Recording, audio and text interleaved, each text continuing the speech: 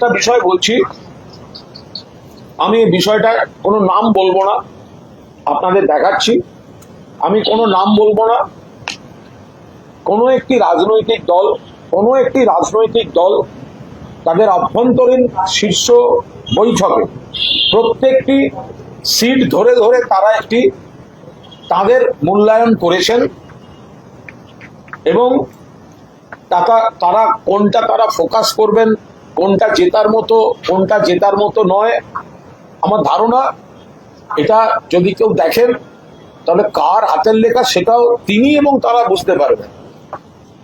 যে ছজন নেতা বসে, শীর্ষ নেতা বসে পশ্চিমবঙ্গের প্রত্যেকটা সিট ধরে তারা যেটা করেছেন তাতে দেখা যাচ্ছে তৃণমূল কংগ্রেস বিপুল গরিষ্ঠতা নিয়ে ফিরছে এবং ভারতীয় জনতা পার্টির মূল টার্গেটেড সিট ৭৮-এর বেশি উঠছে না।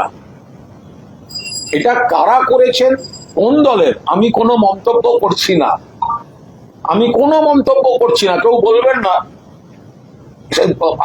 আমি শুধু দেখাচ্ছি। কারণ যাদের এটা, তারা দেখলেই বুঝতে পারবেন এটা কাদের। তাদের ৬জন শীর্ষ নেতা সেই বৈঠকটায় ছিলেন, ৬জন, 6। তার মধ্যে ৩জন এই রাজ্যের, ৩জন হয়তো এই রাজ্যের নন।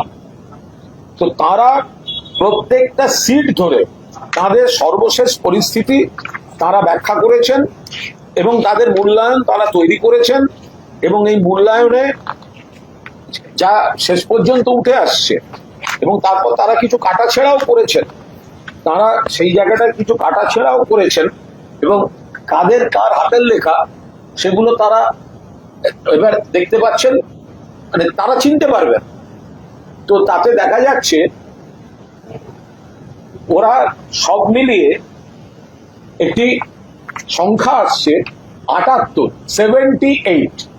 তো 78 আসন কোন একটি দল, তৃণমূল নয়, তারা তাদের সর্বাধিক জয় সম্পর্কে নিশ্চিত ৭৮টি কেন্দ্রে এবং তারপর তারা সেই অনুযায়ী শেষ ২-৩ দিন এবং কাউন্টিং পর্যন্ত কোন কোন সিটে কতটা গুরুত্ব দেবেন তাদের শীর্ষ নেতৃত্ব, যারা পশ্চিমবঙ্গে থাকেন না, তাদের মতামত নিয়ে তারা ৬জন মিলে এটা তৈরি করেছিলেন।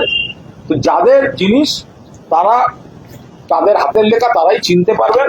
তাহলে আমাকে যেন আর নাম বলতে বাধ্য না করেন। আমি শুধু এইটুকু বলছি যে আমাদের বিরোধীরাও নিশ্চিত ২০০-র বেশি আসন নিয়ে, আমরা তো বলছি ২৩০+, কিন্তু আমাদের বিরোধীরাও নিশ্চিত ২০০-র বেশি আসন, ২২৫-৩০ নিয়ে তৃণমূল কংগ্রেস মমতা বন্দ্যোপাধ্যায় নেতৃত্বে ফিরে আসছে এবং আমাদের কোনো একটি প্রতিপক্ষ পক্ষ তাদের শীর্ষ নেতাদের বৈঠকে একবারে একের মেখলিগঞ্জ থেকে প্রত্যেকটা সিট ধরে তাদের যে অ্যানালিসিস করেছেন তার বিভিন্ন গ্রেড করেছেন এবং কোন জায়গায় আবার ধরেছেন তাদের স্ট্রং ফ্যাক্টর, কোন জায়গায় তারা বলেছেন কোনটা ফ্যাক্টর, কোথায় কত নাম্বার দিয়ে তারা হিসাব করছেন, সেগুলো সব তাদের, যার হাতের লেখা তিনি বুঝতে পারবেন। তিনি হয়তো বাংলায় থাকেন না, ডেলি প্যাসেঞ্জারি বা এই ধরনের করেন, তো তিনি তার হাতের লেখা তিনি চিনতে পারবেন। এখন ৬জনের মধ্যে কোথা থেকে কে কোথা দিয়ে কি বেরিয়েছে সেসব প্রশ্নের তো উত্তর দেওয়া যাবে না। কিন্তু কথা হচ্ছে 78 এই ফিগারটা কোন একটা দল তারা তৈরি করে রেখেছে, মুখে যাই বলুক। সেই জন্য গত পরশু অব্দি তাদের অনেক হাঁকডাক ছিল, গতকাল থেকে ভাষা হচ্ছে বাংলার মানুষ ভোট দিয়েছেন, ভোটের রায় মেনে নিতে হবে। PB news.